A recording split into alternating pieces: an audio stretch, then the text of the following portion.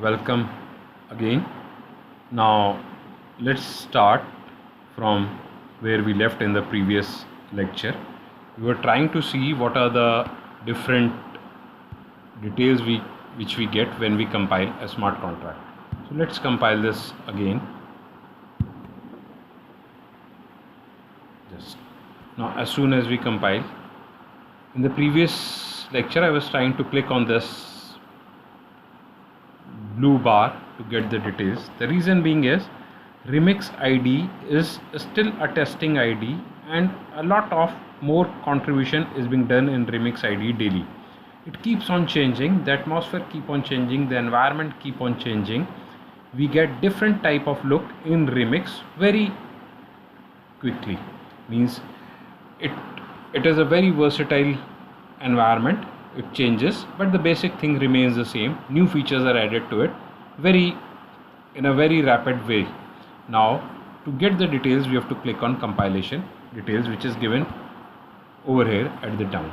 Now as soon as we click on compilation details, these are the details which are visible on our screen, which we get the name of the contract, the metadata, the bytecode. The bytecode is we have written the program in a smart contract, it is being converted into a bytecode for EVM virtual machine. Now this is ABI. This is something which is very important, which remix ID gives us. When we write a smart contract, the smart contract is basically acting as a bridge between our application and the blockchain platform. The blockchain platform is Ethereum in this case. The smart contract is written in Solidity. It uses the features of the platform, and the smart contract acts as the bridge between the application and the blockchain platform. When we write our application, the application has to be integrated with the smart contract.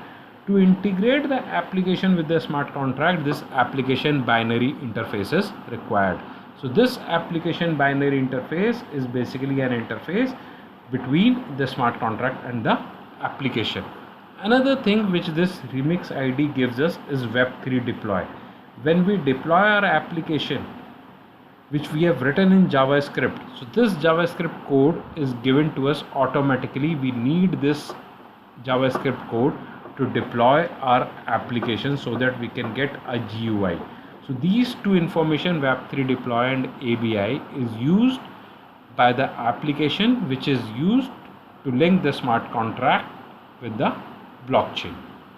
Now other informations we get is a hash, function hashes. For every function there is a hash, the guess estimates, the estimates for every function, and the runtime bytecode, the assembly code. Now these are the important information which remix ID provides. So remix ID is not only an ID to write a Solidity program. Over here we write, we compile, we deploy, and we get additional information by which we can publish it using any JavaScript program to a geographical user interface application. Now to know something more about a Solidity language, let's take another program. Let us zoom this program and the previous program also. Let us zoom both the programs. Now see, this was a previous program. We used two state variables, one was name and another was age.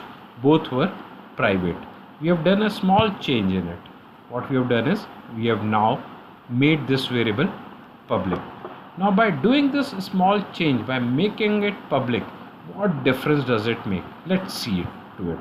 We will compile it,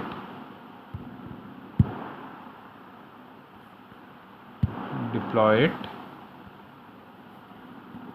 See, there are no deployed contracts. Currently you have no deployed contracts. I click on deploy and it is deployed. Now I see the details. Now see, in the previous contract we were having set age, set name, get age, get name, but we were not having this age. The four transactions which were visible over here, the four buttons which were visible over here were for four functions.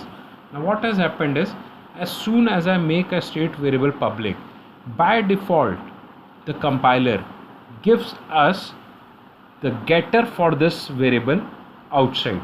We can get the value of this public variable without even writing a function for this. Now the functions which are written to input a value in a variable are called setters, and the functions which are written to retrieve a value are called getters.